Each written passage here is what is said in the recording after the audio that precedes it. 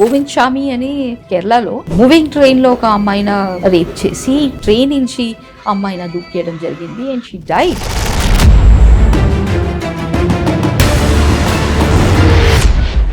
Online content మీరు చూసుకుంటే horrible.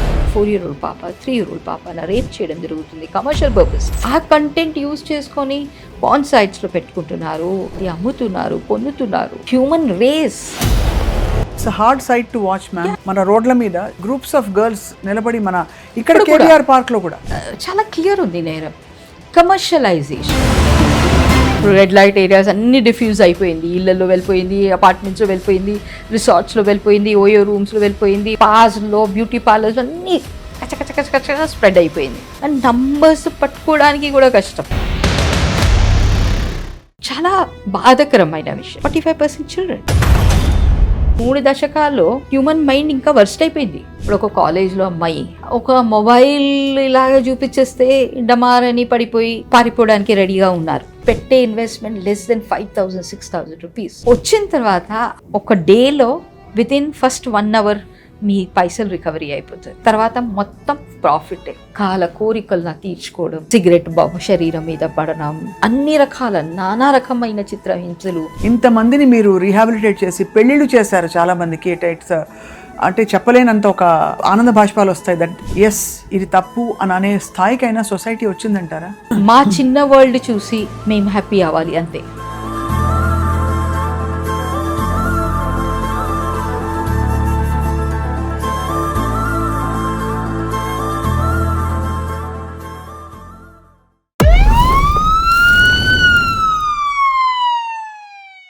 అందరికీ నమస్కారం. Welcome to Suman TV.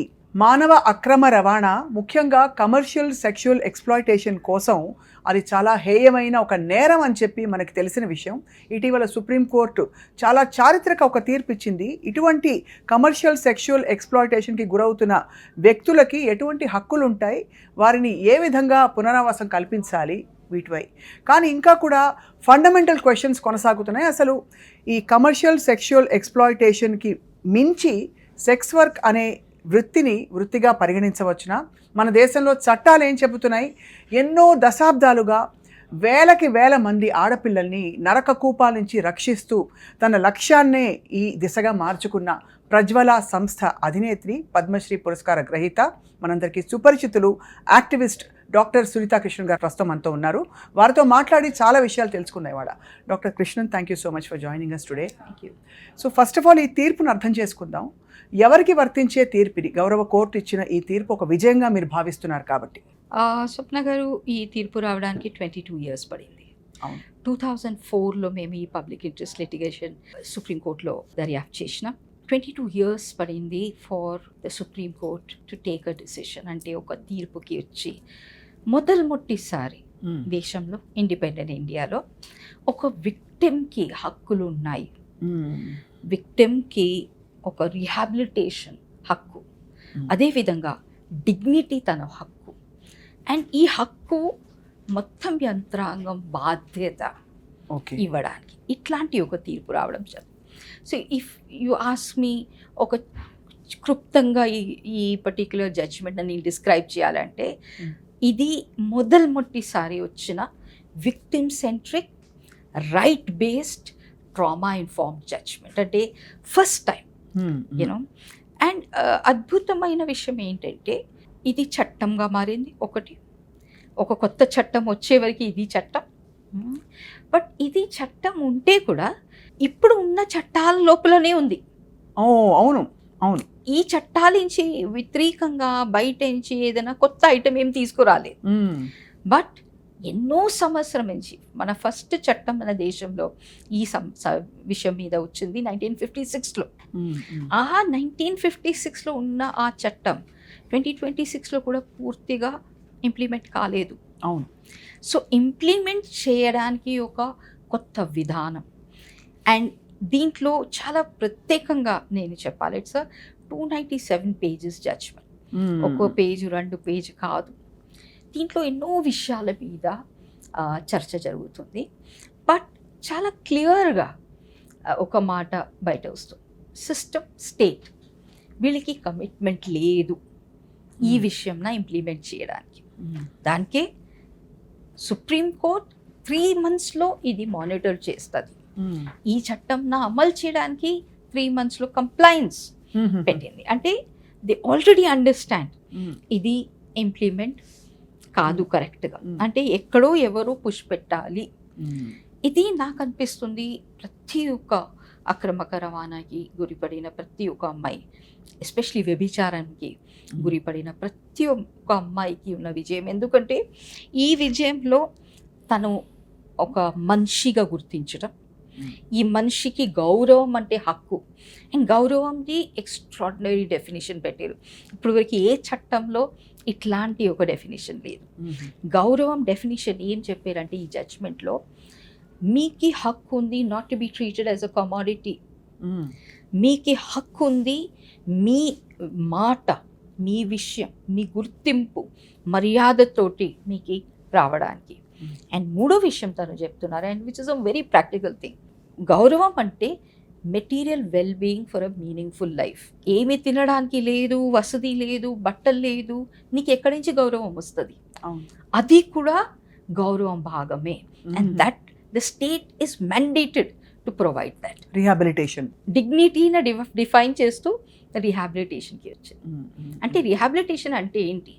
ఒక మనిషి, అది కూడా క్లారిటీ తోటి చెప్తున్నారు జడ్జ్మెంట్లో, స్టేట్ ఏ మనిషికి డిగ్నిటీ ఇవ్వడం లేదు. They don't have the right, they don't have the wherewithal. You already have the dignity. You recognise the dignity and make an enabling space ఇది రికగ్నైజ్ చేయడానికి. సో నువ్వు ఏమేం చేయాలి అది పెట్టు కింద. ఓకే, దీంట్లో చాలా ఇంపార్టెంట్ అయిన విషయం ఏంటంటే స్వప్న ఈజ్ ఒక మనిషి, బికాజ్ ఈ జడ్జ్మెంట్ ఎక్కువ శాతంలో అడల్ట్స్ గురించి, పిల్లల గురించి ఎవరికి ఏమీ కన్ఫ్యూజన్ లేదు. పాక్సో చట్టం కింద వస్తారు, జేజే చట్టం కింద వస్తారు. So no question. అడల్ట్స్ గురించి మ్యాక్సిమం అందరికీ డౌట్. సో దీంట్లో ఒక అడల్ట్ మనిషి అంటే తనకి స్వేచ్ఛగా ఆలోచించే కెపాసిటీ ఉంది కదా. ఓకే, ఆమె సొంతంగా డిసిషన్ తీసుకోవచ్చు కదా, ఆమెకి తెలుసు కదా ఆమె శరీరంతో ఏం చేయాలా ఏం చేయకూడదు. రెండు విషయం జరిగింది దీంట్లో. ఈ 297 జడ్జ్మెంట్లో only 40 pages main judgement, nearly 250 pages observations. Okay, so దీంట్లో ప్రముఖమైన ఒక అబ్జర్వేషన్ ఏంటంటే విక్టిమ్ ఎవరు కాదు. ఫస్ట్ డిస్టింక్షన్, ఎవరి మీద ఏదో బలవంతంగా ఏదో జరిగింది, లేకపోతే ఎవరో మోసం చేశారు, లేకపోతే ఎట్లాంటి ఏదో కోర్షన్ జరిగింది, ఏదో లాంటి ఫోర్స్ జరిగింది, దాన్న డెఫినేషన్ ప్రకారం అక్రమక రవాణా మనం చెప్తాం. అట్లాంటి వాళ్ళు ఉన్నారు. ఇంకా కొన్ని మంది పరిస్థితి వల్ల స్వేచ్ఛగా ఈ డెసిషన్ తీసుకున్న వాళ్ళు కూడా ఉన్నారు. ఓకే, ఏదైనా ఒక రెస్క్యూ ఆపరేషన్ 2 రకాల మనుషులు రావచ్చు చేతిలో. అండ్ ఈ judgement for the first time recognises police can not differentiate. Right, వీళ్ళెవరు డిఫరెన్షియేట్ చేయడానికి లేదు. వీళ్ళిద్దరినా బయట తీయాలి.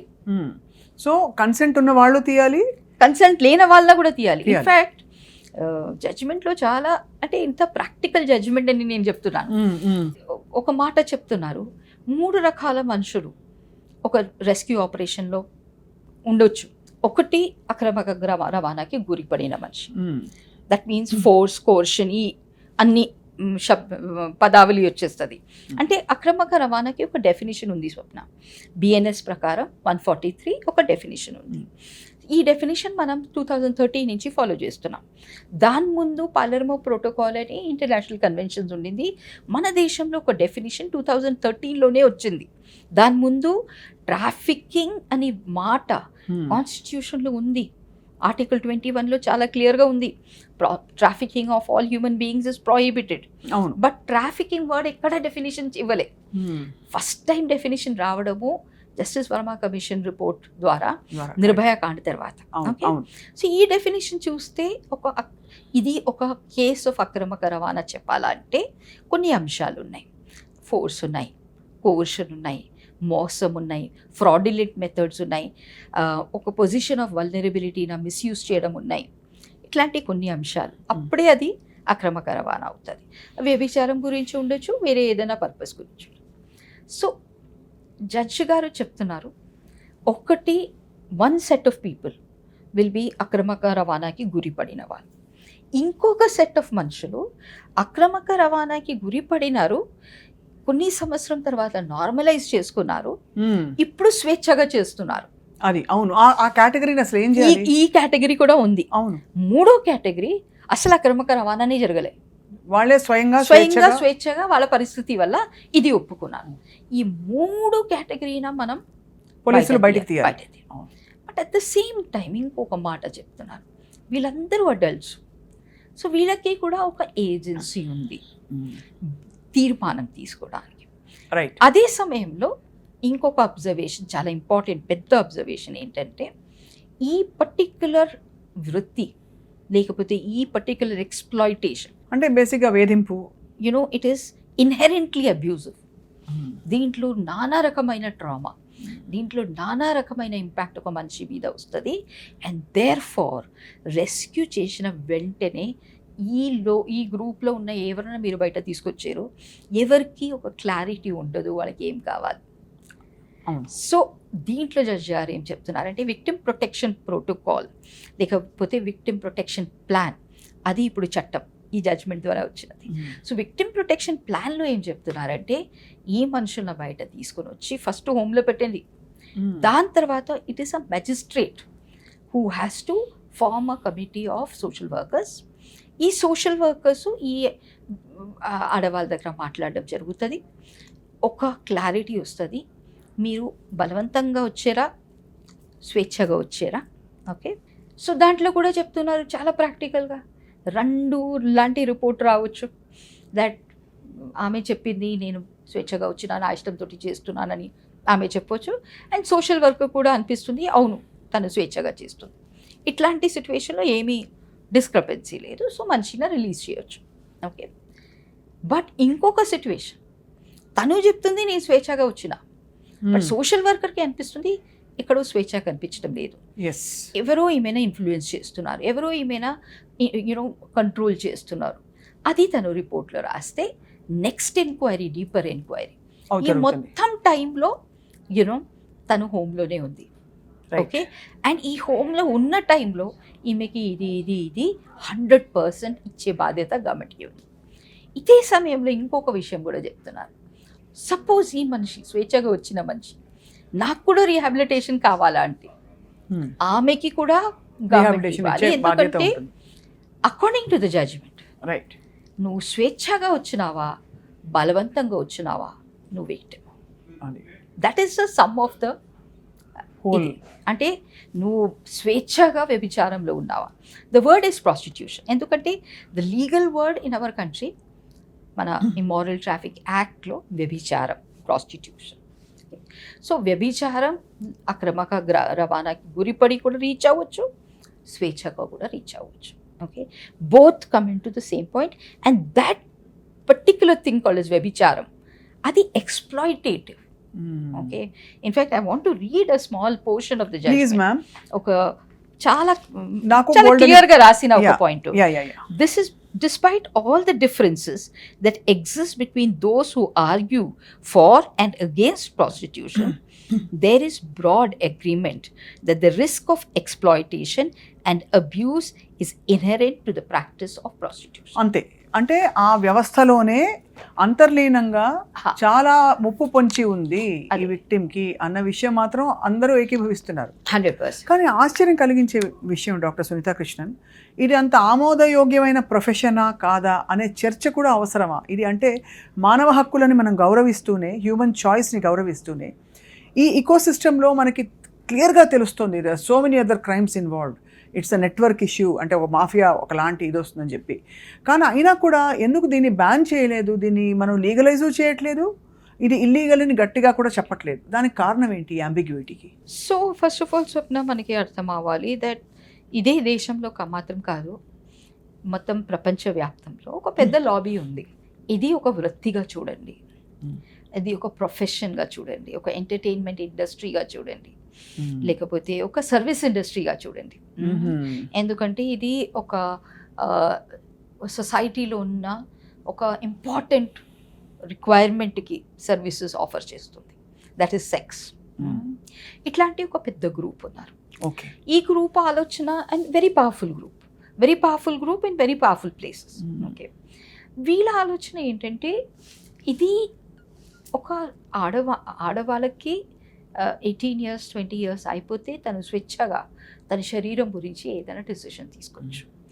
ఆమె ఇది అమ్మొచ్చు, ఏదైనా చేయొచ్చు, that is her choice. Okay, so మీరు ఇది ప్రొఫెషన్గా గుర్తించి దీనికి ప్రొఫెషనల్ స్టేటస్ ఇచ్చి రిజిస్ట్రేషన్ లైసెన్సింగ్ చేయండి. ఇది ఒక లాబీ, ఒక పవర్ఫుల్ లాబీ. అండ్ ఈ లాబీది మెటీరియల్ అంటే వాళ్ళ కంటెంట్, వాళ్ళ చేస్తున్న research, all that is also referred in this judgement. I must say that also. అంటే జడ్జి గారు వాళ్ళ విషయం కూడా చాలా క్లియర్గా చదివి మైక్రోస్కోపిక్లీ అండర్స్టాండ్ చేసి చట్టం ఏం చెప్తుంది, వాట్ ఈస్ మన చట్టం ఉన్న పొజిషన్ ఏంటి. 1956 చట్టం, ఇమారల్ ట్రాఫిక్ యాక్ట్. ఫస్ట్ అది సీతా ఉండింది, తర్వాత పీటా అయింది, తర్వాత ఇట్పా అయింది, ఇమారల్ ట్రాఫిక్ పర్సన్స్ ప్రివెన్షన్ యాక్ట్. దీని ప్రకారం వ్యభిచారం 2 మంది స్వమేవ స్వేచ్ఛతోటి చేస్తే అది నేరం కాదు. Okay. 2 people buying and selling sex నేరం కాదు ఇండియాలో. ఓకే, ఇప్పుడు నేరం ఏంటి? థర్డ్ పార్టీ రావడం, ఒక పింప్ వచ్చేస్తే నేరం, ఒక ఇల్లు వచ్చేస్తే నేరం, బ్రాతల్ వచ్చేస్తే నేరం, సాలిసిట్ చేస్తే నేరం, దీని గురించి ఎవరినన్నా తీసుకొని వస్తే నేరం, దీని గురించి ఎవరినన్నా తీసుకోపోతే నేరం. ఓకే, ఇట్లాంటి జరుగుతున్న ఒక స్పేస్లో ఎవరినన్నా బలవంతంగా కూర్చోపెడితే నేరం. Okay, so all acts in prostitution okay is a crime, but prostitution per say is not a crime. అంటే క్రైమ్ ఇప్పుడు 2 మంది ఏదో రూమ్లో ఏదో చేస్తున్నారు వాళ్ళ ఇష్టంతో, okay, not crime. Okay, road మీద దిగుతేంచి క్రైమ్ స్టార్ట్ అయిపోతుంది. ఓకే, ఎందుకంటే సాలిసిటింగ్ ఇస్ అ క్రైమ్. మీరు పబ్లిక్లీ వచ్చి సాలిసిట్ చేయడము, మంచి కావాలి నీ ఎలాగ రావడము, అది క్రైమ్. ఓకే, సో సాలిసిట్ చేయడం, సాలిసిటర్ ఆర్ సాలిసిటీ అంటే బేసికలీ ఇద్దరిది క్రైమ్ అవుతున్నా? క్రైమ్ అవుతుంది. బికాస్ మనకి it's hard sight to watch ma'am. మీరు చూసుంటారు మన రోడ్ల మీద, ఇప్పుడైతే లేదు, తగ్గిపోయింది. ఒక టైం దాటాక 10-11 గ్రూప్స్ ఆఫ్ గర్ల్స్ నిలబడి మన ఇక్కడ కేబీఆర్ పార్క్ లో కూడా ఇప్పుడు కూడా ఉంటారు. ఇప్పుడు కూడా కుక్కట్పల్లి బ్రిడ్జ్ దగ్గర చూడండి, ఇప్పుడు కూడా నిల్చుకుంటారు. సో యునో ఇది చాలా క్లియర్ ఉంది నేరం.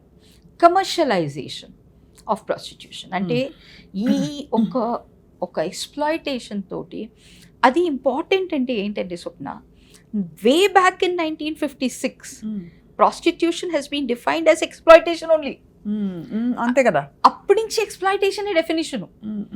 ఓకే, ఈ పర్టిక్యులర్ పొజిషన్ మీరు కమర్షియలైజ్ చేస్తే, అంటే ఇంకా ఒక గ్రూప్ ఆఫ్ మనుషులు వచ్చి దీని మీద బ్రతకాలి, ఇదే మా రెవెన్యూ మోడల్, ఇదే మా బ్రతికే విధానం అని వస్తే అది మొత్తానికి నేరం.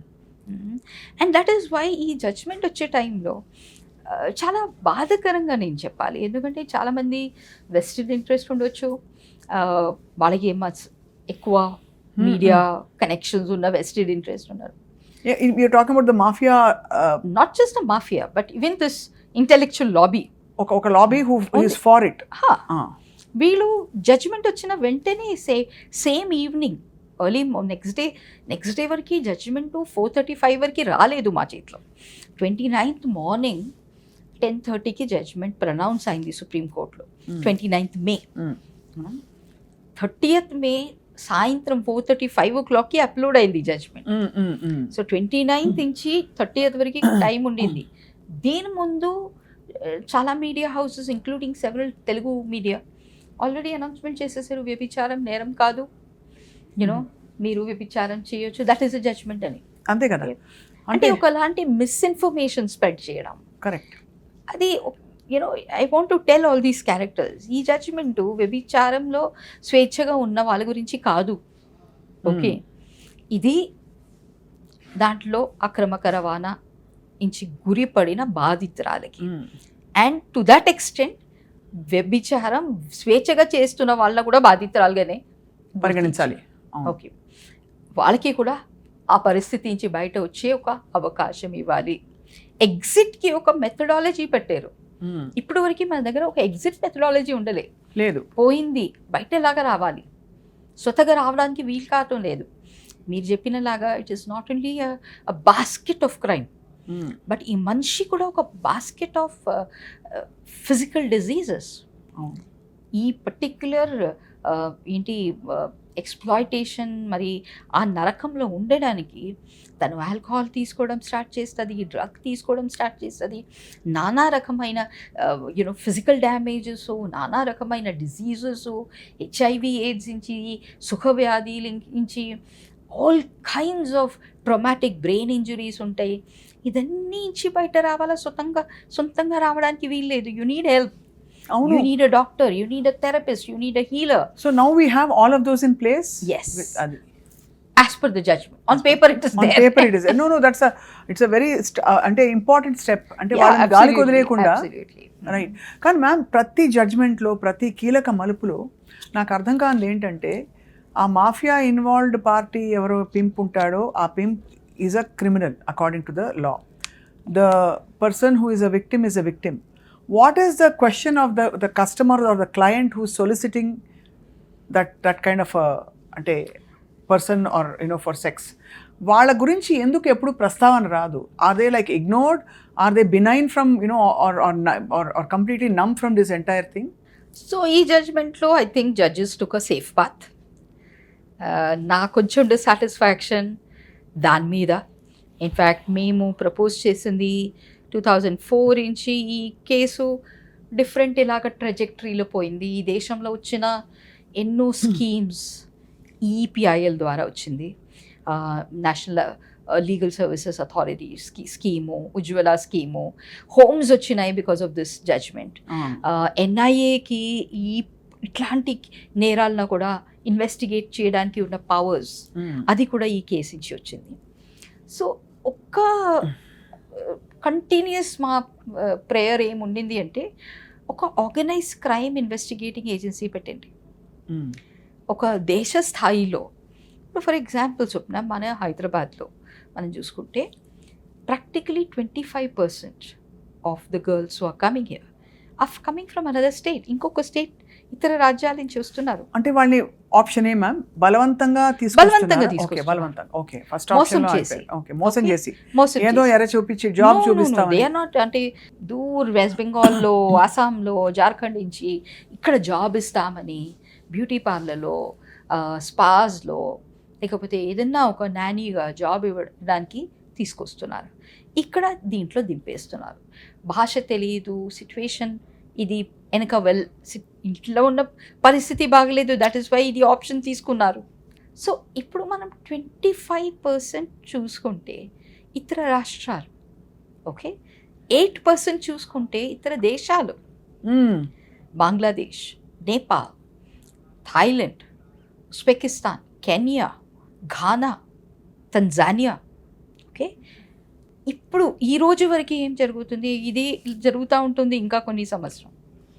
స్పాట్లో ఎవరు దొరికారు 4-5 మంది, that will be some Hyderabadi character, వాళ్ళని పట్టుకోవడం జరుగుతుంది అంతే. వీళ్ళని ఎవరు ఇంత దూరం నుంచి ఇక్కడ వరకు తీసుకొచ్చారు? ఎందుకు మూలాలోకి వెళ్ళట్లేదు కదా అసలు. Yeah, entire chain of people. Bangladesh నుంచి ఎక్కడ వరకు ఎలాగ వచ్చింది, ఎలాగ బార్డర్ క్రాస్ చేసింది, ఎవరో ఆమెను బార్డర్ క్రాస్ చేయడానికి సహాయం చేశారు, ఎవరెవరు ట్రాన్స్పోర్ట్ చేశారు, ఎలాగ ఇది జరిగింది. దీని మీద స్టేట్ పోలీస్కి ఇన్వెస్టిగేషన్ చేయడానికి అంత పవర్స్ లేవు బికాస్ ఆఫ్ జ్యూరిడిక్షన్. పోలీస్ ఒక state subject and police is a jurisdictional subject. ఈ పోలీస్ స్టేషన్ టు ఇంకొక పోలీస్ స్టేషన్కి పవర్స్ వాళ్ళ జ్యూరిడిక్షన్ తప్ప లేదు. సో మేం డిమాండ్ చేసేది ఏంటి, ఫ్రమ్ ద బిగినింగ్, ఓకే, ఒక పాన్ ఇండియా ఏజెన్సీ. ఎక్కడంటే ఎక్కడ వాళ్ళు ఇన్వెస్టిగేట్ చేయడానికి వాళ్ళకి పవర్ ఉండాలి. అట్లాంటి ఒక organise crime investigating agency. So ఆ పర్టిక్యులర్ ప్రేయర్ అది ఫుల్ఫిల్ అయి ఉంటే డెఫినెట్లీ క్రైమ్ కాంపోనెంట్ కూడా హ్యాండిల్ అయ్యేది. క్రైమ్ అంటే చేసేవాళ్ళు, చేపించేవాళ్ళు ఎవరు వల్ల ఇది సస్టైన్ అవుతుంది. That means the buyers, the traffickers, the transporters అందరూ. బట్ ఈ జడ్జిమెంట్లో ఆ ఓసీఐఏ మాత్రం పక్కన పెట్టేశారు. వాళ్ళు చెప్పారు ఇది అవసరం లేదు లాగా మాకు అనిపిస్తుంది అండ్ మేము దాంట్లో కొంచెం ఎక్స్ట్రా మాట్లాడతాం లాగా అనిపిస్తుంది. బట్ గవర్నమెంట్ దగ్గర చెప్పారు మీరు కన్సిడర్ చేయండి, ఆలోచించండి దీని గురించి. అది ఇచ్చేసి ఉంటే మీరు చెప్పిన అందరూ ఇప్పుడు వీళ్ళు ఒక సేఫ్ ప్లే చేసి జస్ట్ విక్టిమ్ మీద కాన్సన్ట్రేట్ చేశారు. బట్ ఈ కాన్సన్ట్రేషన్లో కూడా మనకి ఒక హోప్, ఒక రే ఆఫ్ లైట్ ఉంది. అట్లీస్ట్ అంటే ఇదివరకు రెసిస్ట్ చేసి మేము రాము, మమ్మల్ని ఎందుకు ఇక్కడ పెట్టారు ఈ హోమ్ లో, అది ఎవరు చెప్పడానికి బి రెస్క్యూడ్ అనడానికి ఇప్పుడు లేదు. బికాస్ సిస్టమిక్ గా they have to go through the whole protocol before the committee decides వీళ్ళు స్వేచ్ఛగా ఉన్నారా, బలవంతపు స్వేచ్ఛగా ఉన్నారా, లేకపోతే విక్టిమ్స్ గా అంటే బాగా బలవంతంగా. 100%. బట్ మీరు అడిగిన క్వశ్చన్ కి కూడా ఇక్కడే సమాధానం కూడా ఉంది. బట్ ఆ సమాధానం మనం లోపల దిగి అండర్స్టాండ్ చేసుకోవాలా. ఇప్పుడు యాంటీ హ్యూమన్ ట్రాఫికింగ్ యూనిట్స్ అని ఒక యూనిట్స్ ఉన్నాయి Swapna across the country. Ministry of home affairs తీసుకొచ్చిన ఇది 2007-8లో. దీన్ని ఇండియాలో గ్రౌండ్ చేయడానికి నేనే చాలా సపోర్ట్ చేసినాను. United Nation Office for Drugs and Crime. అప్పుడు ఆంధ్ర రాష్ట్రం, ఎర్స్వైల్ ఆంధ్రప్రదేశ్లో one of the 5 states where it was pilot. ఈరోజు మొత్తం దేశంలో 882 యూనిట్స్ ఉన్నాయి. మన తెలంగాణ రాష్ట్రంలో ఎలాగ ఇది జరుగుతుంది, ఇది జస్ట్ ఒక రెస్క్యూ యూనిట్ లాగా అయిపోయింది. అంటే వీళ్ళు వెళ్ళి అమ్మాయిలా రెస్క్యూ చేయడం జరుగుతుంది. అది అయిపోయిన తర్వాత ఇమీడియట్లీ లోకల్ పోలీస్కి హ్యాండ్ ఓవర్ చేయడం. లోకల్ పోలీస్కి హ్యాండ్ ఓవర్ చేస్తే ఏంటి, same law and order Gola, same Bandobast duty, VIP duty, ఆ డ్యూటీ, లేకపోతే మర్డరు, థెఫ్ట్, డకాయిటీ, ఇదన్నీ అయ్యేసరికి ఈ కేసు ఇలాగా కింద పడి ఎక్కడ ప్రయారిటీ లేని అయిపోతుంది. మోరోవర్ వాళ్ళకి బ్యాండ్విడ్త్ కూడా ఉండదు. సో ఈ జడ్జ్మెంట్లో first time anti human trafficking యూనిట్స్న పోలీస్ స్టేషన్గా ఖరారు చేయండి అని వచ్చింది. అది ఖరారు చేస్తే 100% మనం ఊహించవచ్చు దట్ ఈ కేసెస్కి కొంచెం ప్రయారిటీ వస్తుంది. బికాజ్ ఆ పోలీస్ స్టేషన్ ఓన్లీ ఈ కేసే చూస్తుంది, వేరే ఏం చూడదు. వాళ్ళ పనినే ఈ కేసు చూడడం ఉంటుంది. అప్పుడు మేబీ బెటర్ ఇన్వెస్టిగేషన్ ఉంటుంది, అందరిని పట్టుకుంటారు. Okay, maybe the buyers also వాళ్ళు పట్టుకుంటారు. ఓకే, ఇది ఇప్పుడు ఒక చట్టంగా వచ్చింది కాబట్టి I'm expecting better conviction. Absolutely, you know absolutely. ఇప్పటివరకు కన్విక్షన్ పెరిగిందా మ్యామ్? మీరు మొదలుపెట్టినప్పటి నుంచి మీ పోరాటం ఇంత దూరం వచ్చాం, ఇంతమందిని మీరు రీహాబిలిటేట్ చేసి పెళ్ళిళ్ళు చేశారు చాలామందికి. ఇట్స్ అంటే చెప్పలేనంత ఒక ఆనంద బాష్పాలు వస్తాయి. దట్ ఎంత కష్టం జరిగినా there is hope at the end of the tunnel అని.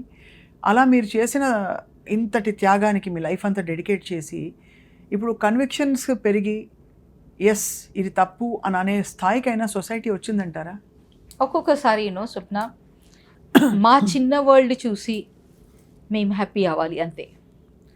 అట్లాంటి ఒక హ్యాపీనెస్ ఈ విషయంలో ప్రజ్వల దగ్గర వస్తున్న ప్రతి ఒక్క కేసెస్ చాలా nearly very very significant number కన్విక్షన్స్కి వెళ్తున్నాయి. ఇది దేశవ్యాప్తంలో కామనా, రాష్ట్ర వ్యాప్తంలో కామనా? బికాజ్ ప్రజ్వల ఇది ఒక ఉద్యమం లాగా తీసుకుంటుంది. ఒక మనిషిని అక్కడి నుంచి బయట తీయడం మాత్రం కాదు, ఆమెకి న్యాయం లభించడం ఆమె హక్కు. దీంట్లో ఆ పోరాటం ఒక నెవర్ ఎండింగ్ పోరాటంలా. ఎక్కువ శాతంలో ఎన్జిఓస్ ఇది పోరాటం లాగా తీసుకోలేదు, ఒక ప్రాజెక్ట్ లాగా తీసుకున్నారు. ఒక హోమ్ నడిపిస్తారు, అక్కడ 4 అమ్మాయిలను పెట్టుకుంటారు, 3 పూట అన్నం పెట్టేస్తారు, బట్టలు ఇస్తారు, కావాలంటే ఒకరు కుటుంబం నేర్పిస్తారు, ఏదో ఒక మిషన్ ఏదైనా నేర్పిస్తారు. గవర్నమెంట్ ఫండింగ్లో డిపెండెంట్ అయినారు. 3 yearsలో ఒకసారి వస్తుంది. నీళ్ళు 2 years ఎవరికి శాలరీ ఇవ్వలేక ఏదేదో అట్లాంటి ఒక వాల్యూ లేకుండా ఒక సైడ్కి ఏదో నడిపిస్తున్నాం మమ అనిపిస్తుంది వాళ్ళకి. ఇప్పుడు మనం చెప్తే కూడా బికాస్ కేసు కన్విక్షన్ అన్ని రావాలంటే స్వప్న అది కూడా ఒక పెద్ద వర్క్. ఒక అమ్మాయిన ఫ్రమ్ హర్ 183 స్టేట్మెంట్, అంటే first statement before the magistrate till her trial మనం సపోర్ట్ చేయాలి. దట్ మీన్స్ 183 అయిపోతుంది, అక్యూజ్డ్ ఐడెంటిఫికేషన్ చేయాలి. ఈ మొత్తం ఇంటరిమ్ కాలంలో ఆమె మోటివేషన్ హై పెట్టాలి. అండ్ మోటివేషన్ హై పెట్టడానికి మనం సోదీలు చెప్పి హై పెట్టడానికి లేదు. ఆమెకి ఏమేమి హక్కులు రావాలి అన్నీ ఆమెకి we have to create that enabling environment. అన్నీ, అది ఆధార్ కార్డు ఉండొచ్చు, బ్యాంక్ అకౌంట్ ఉండొచ్చు, లైఫ్ స్కిల్స్ ఉండొచ్చు, లైవ్లీహుడ్ స్కిల్స్ ఉండొచ్చు, ఎడ్యుకేషన్ ఉండొచ్చు, జాబ్ ప్లేస్మెంట్ ఉండొచ్చు. ఇదన్నీ చేస్తూ వెళ్ళాలి. సో దాట్ ఆమె trust in the state and the system పెరుగుతూ ఉంటుంది. ఇదన్నీ చేస్తూ చేస్తూ చేస్తూ కోర్ట్ హియరింగ్ వస్తుంది. ఆమె తోటి రాత్రి పగులు నిల్చుకొని ఆ ట్రాఫికర్స్ అగేన్స్ట్ ఆ సాక్ష్యం ఇప్పించడం, you can't imagine how much of work that it is. Oh my You know, God. అదే అది ఏ నిమిషం ఎక్కడ ఏమవుతుంది మనకి తెలియదు. మ్యామ్, మీరు I have to ask you this question. నేను పర్సనల్ లెవెల్లో కూడా ఎప్పుడు అడగలేదు. మీరు చాలామంది ట్రాఫికర్స్ని మాట్లాడుంటారు. అసలు what is their state of mind? అంటే అంత క్రైమ్కి ఒక ఆడపిల్లల్ని తీసుకొచ్చి నరక కూపంలో పడేసి వాడిని హింస పెట్టే ఆ ట్రాఫికర్స్ మైండ్ సెట్ ఏంటి మ్యామ్? వాళ్ళకి అసలు they don't have any clue what happens? It is అ లో ఇన్వెస్ట్మెంట్ హై ప్రాఫిట్ జోన్. మీరు there ఒక is no మనిషిని guilt. మోసం చేయడానికి మీకు అంత పైసలు ఏమీ ఇన్వెస్ట్మెంట్ రాదు. ఇప్పుడు ఒక కాలేజ్లో అమ్మాయి, లేకపోతే ఒక స్కూల్లో పాప ఒక మొబైల్ ఇలాగ చూపించేస్తే డమారని పడిపోయి పారిపోవడానికి రెడీగా ఉన్నారు అమ్మాయిలు. సినిమాలో ఒక వేషం దొరకాలి, ఎవరన్నా వచ్చి అమ్మ మేము ఇస్తాము చేస్తాము చెప్తే ఏమీ 2 నిమిషం ఆలోచించలేక ఇంటి నుంచి పారిపోయి సిటీకి రావడానికి ఎన్నో మంది అమ్మాయిలు రెడీగా ఉన్నారు. సో చాలా తక్కువ దారం పెడుతున్నారు ఇన్వెస్ట్మెంట్. ఓకే, బట్ అంత చిన్న ఇన్వెస్ట్మెంట్లో లెస్ దెన్ ఒక మనిషికి పెట్టే investment less than 5,000-6,000 rupees on the ground. Okay, వచ్చిన తర్వాత ఆ ఒక డేలో వితిన్ ఫస్ట్ 1 hour మీ పైసలు రికవరీ అయిపోతుంది. తర్వాత మొత్తం ప్రాఫిటే.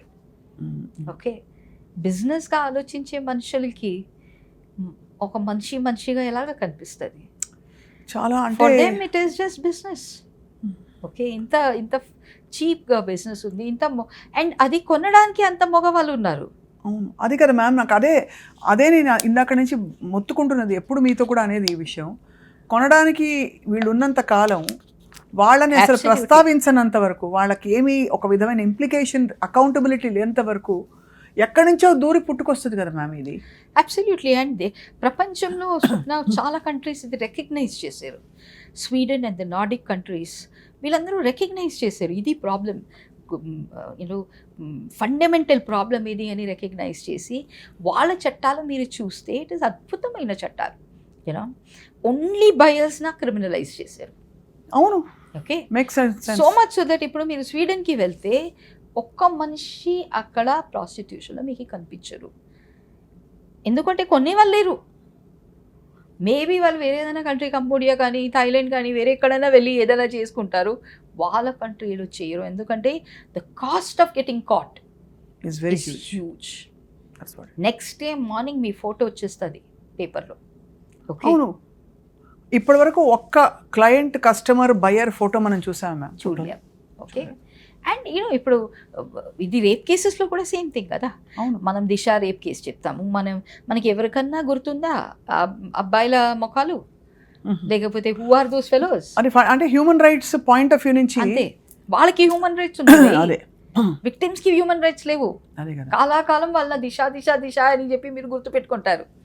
ఓకే, అది ఒక మెమోరియల్ లాగా మీరు నెత్తి మీద పెట్టుకుంటారు. Okay, but what about these characters? వాళ్ళ అంటే ఇప్పుడు అది ఆ మైండ్ సెట్ మీరు చూసుకుంటే, స్వప్న మీకు ఆల్రెడీ తెలుసు ఈ విషయము. నేను చాలా సంవత్సరం నుంచి పోరాటం చేస్తున్నాను ఒక సెక్స్ అఫెండర్స్ రిజిస్ట్రీ తీసుకురావడానికి. కన్విక్టెడ్ సెక్స్ అఫెండర్స్ అంటే అలెజ్డ్ కూడా కాదు, కన్విక్టెడ్ వన్స్ అండ్ ప్రూవెన్. అవును, కోర్టు ముఖాంతరం 100% ప్రూవ్ అయిపోయిన కేసెస్నా మీరు create a registry like the way it is in US and 30 కంట్రీస్కి ఇట్లాంటి ఒక వ్యవస్థ ఉంది. ఓకే, పబ్లిక్లీ వీళ్ళ ఫొటోస్ పెట్టొచ్చు. ఓకే, వాళ్ళకి కరెక్షన్ చేయడానికి. ఎందుకంటే చాలామంది మేబీ వాళ్ళు సైకాట్రిక్ ప్రాబ్లమ్స్ తోటి ఉండొచ్చు, చాలామంది మేబీ దేర్ ఆర్ పెడోఫైల్స్, చాలామందికి possibly different kind of aberrations, mental health aberrations ఉండొచ్చు. ఓకే, ఇదన్నీ రెక్టిఫై చేయడానికి ఒక రిఫార్మేషన్ సిస్టము, ఒక మెడిసిన్ ఇచ్చి కానీ సైకాట్రిస్ట్ సపోర్ట్, ఇట్లాంటి వ్యవస్థ ఆల్రెడీ వరల్డ్లో జరుగుతుంది. నేను చెప్పింది ఏది కొత్త విషయం కాదు. బట్ ఇండియాలో బయర్ లేరు. I have spoken to states after states. Okay, అందరూ మాట్లాడే టైంలో అందరూ హైయెస్ట్ లెవెల్లో చాలా ఇంట్రెస్ట్ చూపిస్తారు, but ground level nothing will come. And మాట్లాడే టైంలో మీరు వాళ్ళ దగ్గర మాట్లాడే టైంలో ఎంత ఇంట్రెస్ట్ చూపిస్తారంటే మనం అనుకుంటాం నెక్స్ట్ మినిట్ ఈ రిజిస్ట్రీ వచ్చేస్తుంది. Then it's goes in a limbo for years. You know వీళ్ళ వెనక తిరిగి నా లైఫ్ హాఫ్ కంప్లీట్ అయిపోయింది. యూనో సో ఎక్కడో ఒక అఫెండర్న ఫిక్స్ చేయడానికి ఉన్న పొలిటికల్ విల్ లేదు, సోషల్ విల్ లేదు. అది సోషల్ విల్ లేదనేది చాలా పవర్ఫుల్ Okay. స్టేట్మెంట్. ఎస్. సమాజం డిసైడ్ చేయాలి కూడా. ఇప్పుడు చూడండి, సమ్ పొలిటికల్ లీడర్స్ సన్ ఒక పాక్సో కేసులో ఇరిగిపోయినారు. ఓకే, ఒక్క ఉత్తమమైన లీడర్ ఉంటే దట్ సేమ్ డే తను కొడుకున హ్యాండ్ ఓవర్ చేయాలి. అవును. You know and completely come out of it. Okay, is an adult, let him fight for himself. Okay, is not a Bachcha, 25-26-year-old man. Okay, I take one step back.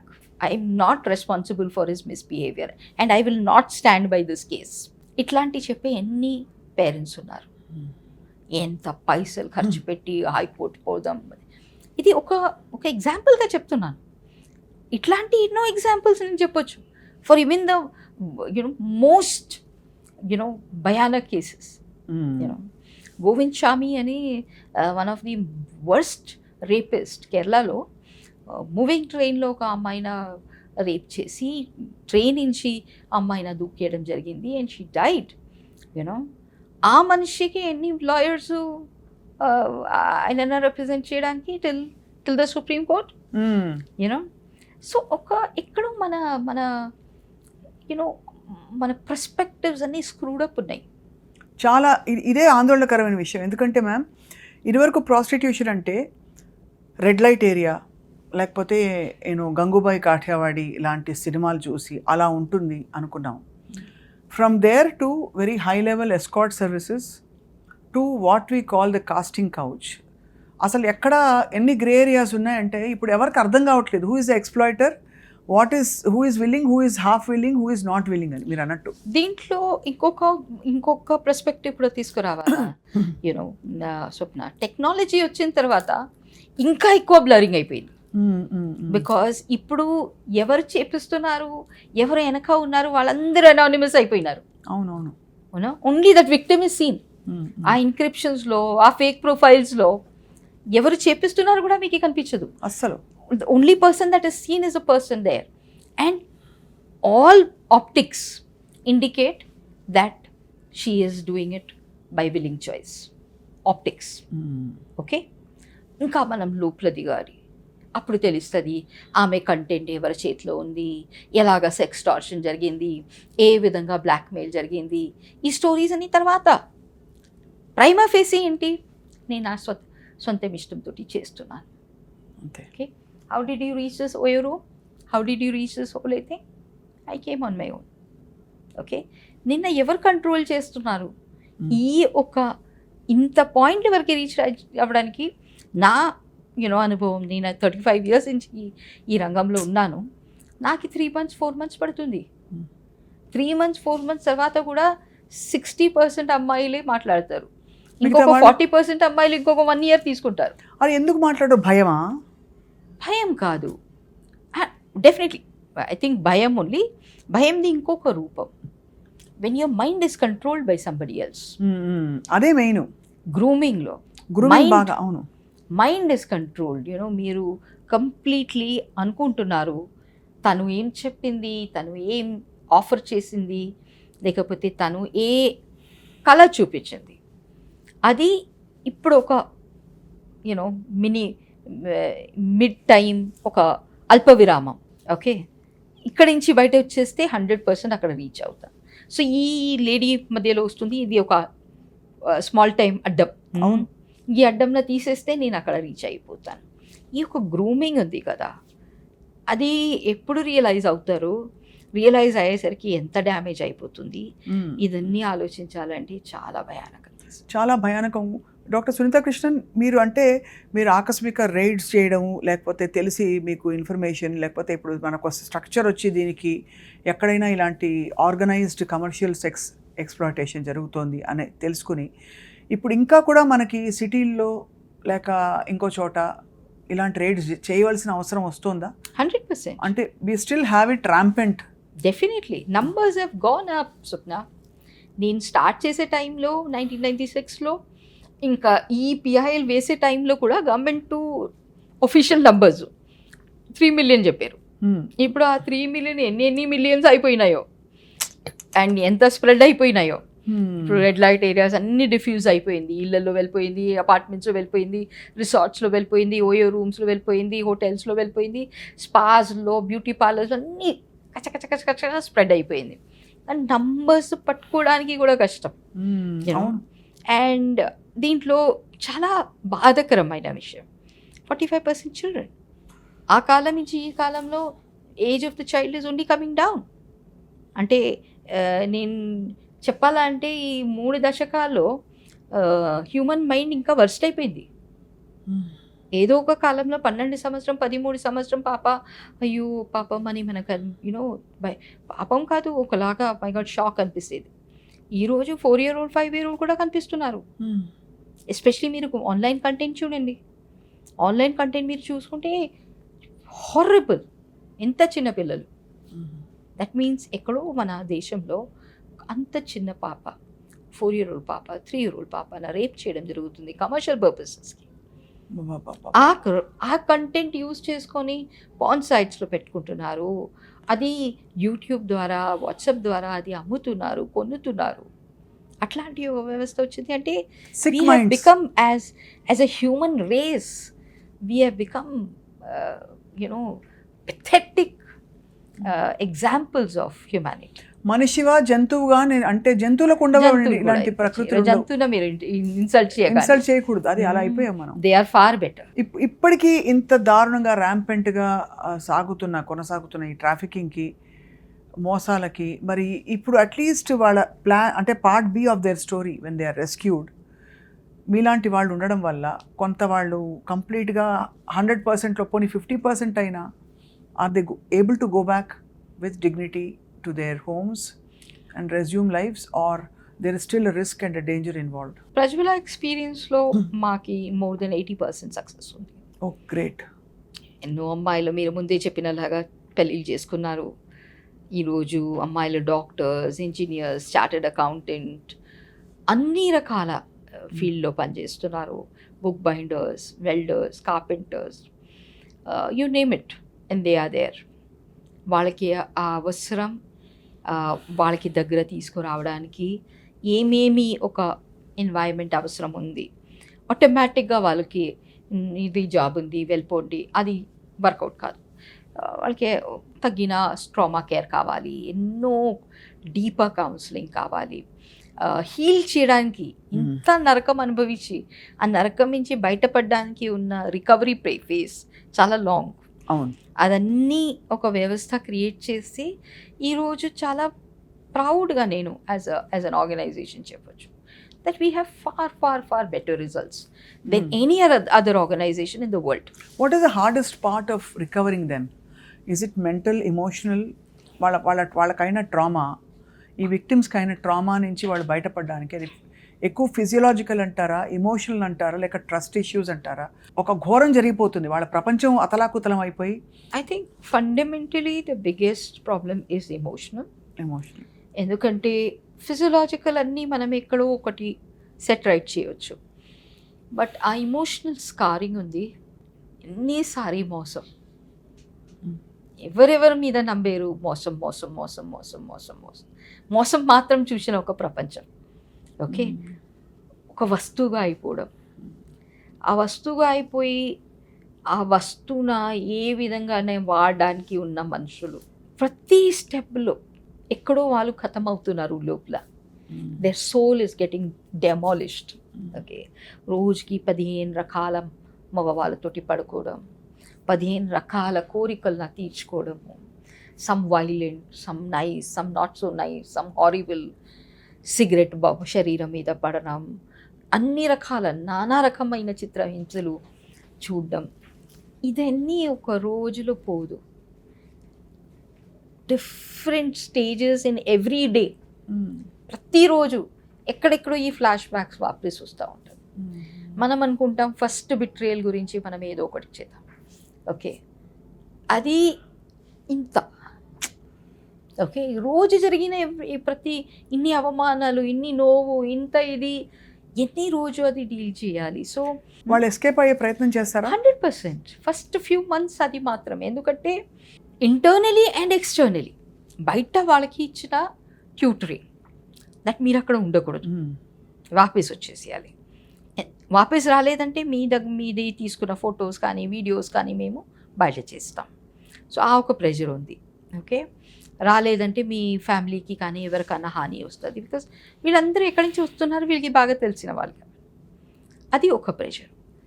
ఇంకొక pressure వీళ్ళకి ఏంటంటే లోపల మన దగ్గర వచ్చిన తర్వాత సడన్గా ఎన్క్లోజ్డ్ ఎన్వైరన్మెంట్. ఓకే, వాళ్ళని చెప్పింది ఏంటి, ఇక్కడ వెళ్ళిపోతే జైలు లాగా నువ్వు ఉండిపోతావు, ఇంకా బయట ప్రపంచం నువ్వు లైఫ్లో చూడవు. ఓకే, ఆ భయం. ఎందుకంటే ట్రస్ట్ అని వర్డే లేదు వాళ్ళ లైఫ్లో. సో ఈ ట్రస్ట్ మన మీద ఎలాగా రావాలి?